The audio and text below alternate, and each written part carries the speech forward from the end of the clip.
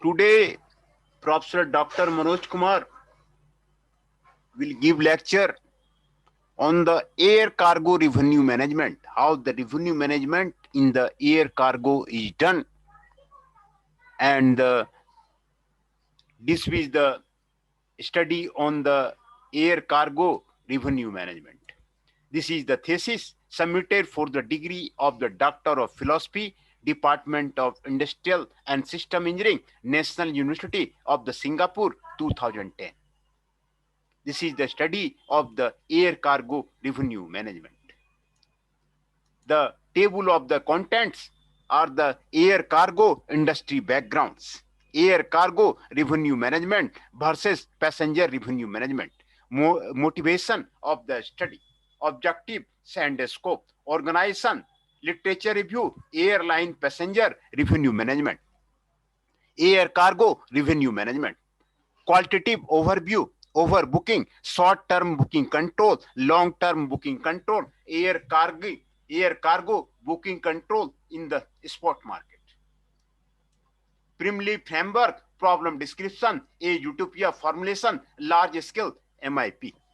A discrete time Markov chain formulation with the bid price control policy. Phase 1, evolvement of the cumulative weight and the volume. Phase 1, evolvement of the expected revenue. Phase 2, optimizing control parameters.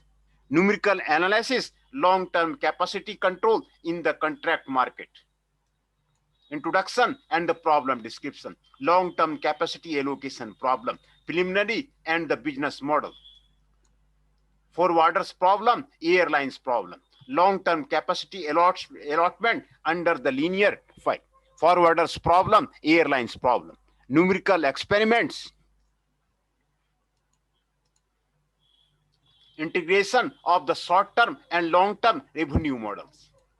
Integration of the capacity control in the spot market and the contract market. Several issue in the integrated model.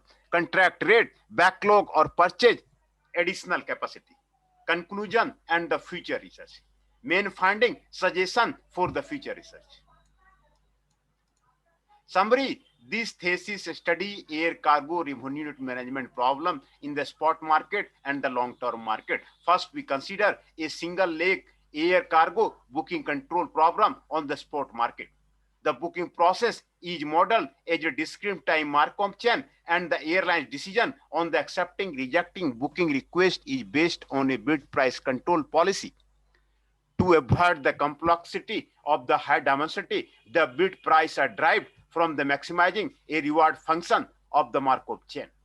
Numerical experiment show that the proposed model outperforms two existing booking control policy. Second, we study the capacity allocation problem in long-term market, in which one airline serves and forwarders. We propose a capacity building policy to mitigate the negative impact of a seasonal imbalance between the supply and the demand, and model the problem as a Stackelberg game.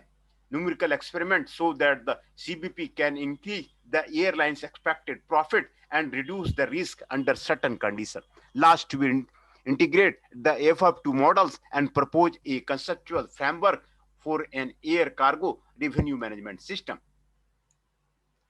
These are the list of the table technical data of the Boeing 747, parameters of the demand distribution, profit rate, and corresponding probability of the cargo, demand rates of the different simulation run. Simulation results under different demand capacity ratio, the parameter used in the numerical experiment, the coefficient of variation used in the experiment 4 and 5. List of the figure, market structure in the air cargo industry, 3 transition in the booking process, transition diagram of the capacity and expected revenue, surface of the expected revenue with respect to the bid prices, flow chart for the step 1 of the simulation, flow chart for step 2 of the simulation, histogram of the difference between the revenue A and B, histogram of the difference between revenue of A and the FCAB, surface with the demand capacity ratio equal to 1, surface with the demand capacity ratio equal to 5. Flow chart of the long-term capacity allocation model, the flow chart of the procedure in the experiment 1, the optimal A and the percentage improvement under the different SM in the experiment 1. The optimal A under the different SM in the 3 experiment. The percentage improvement under the different SM in the 3 experiment. The optimal A under the different CV in the 3 experiment. The percentage improvement under the different CV in the 3 experiment. The effect of the capacity bundling policy on the risk. The effect of the CPP on the standard deviation of the profit, function of the Markovian model, function of the long-term capacity allocation model, the flow chart of the integrated model. Rapid globalization and the intense competition has resulted in a steady increase in air cargo traffic in the recent year. According to the forecasting from the Boeing, world air cargo traffic will increase by 5.8% annually in following 20 years, increasing from 193.6 billion revenue ton kilometer in 2007 to more 595.9 billion RTK in the 2027. As demand for the air cargo shipment grows, effective management of the cargo space becomes crucial. Revenue management has its roots in selling the airline seats. In the past decades, revenue management had drawn great attention from both scholars and the industry partner, and its application in the airline industry has been a considerable success, particularly with the proliferation of the internet booking system. All lines continue modifying the model of the revenue management system in order to enhance their revenue. In contrast, research in the air cargo revenue management is still in its infancy. Only of the few major carriers practice some form of the cargo revenue management, and even in these cases, the system are not comparable in sophistication to the revenue management system of the passenger seat. Therefore, there is a need to increase knowledge in the air cargo revenue management. In this thesis, we propose two revenue management techniques for air cargo capacity management. In particular, we developed an optimal bid price control policy based on the Markov model to the control short-term capacity allocation, and we propose a capacity building policy to manage the long-term capacity allotment. In addition, a conceptual framework which integrates the two models to form a revenue management system is the proposed. To develop a successful air cargo revenue management system, a thorough understanding of the air cargo industry is must made. Then in the following section, I will introduce the market structure, characteristics, and major problem of the air cargo industry. Air cargo industry breakdown. According to Hellman, the players in the air cargo industry can be divided into three groups: asset provider, shipper, and the intermediary. Asset provider are the suppliers that offer airport-to-airport transport and operate physical assets, e.g. aircraft that provide the air cargo capacity. They are represented by companies such as Lufthansa Cargo AG, Air France Cargo, and the Singapore Airlines Cargo. Shippers are the senders of the air freight. Shippers can be large manufacturers such as HP, Dell, IBM, etc., or company that sell perishable products such as flowers, apparels, etc. Normally, shippers don't send freight directly to asset provider. For the major part of the periods, shipper leave it to the intermediary to organize and perform transportation. These intermediary can be freight forwarding company that operate trucks to cover door to airport and airport to door section of the air cargo transportation. Besides, intermediary also provide other value-added services like cargo consolidation, packing, and even third-party logistics. Typically, the capacity for air cargo transportation is sold on the two bases, Slager and the Kabjan 2004. Granted capacity contract is agreement between the airlines and customer involving the granted capacity, defined in weight and volume on a specific flight weekday.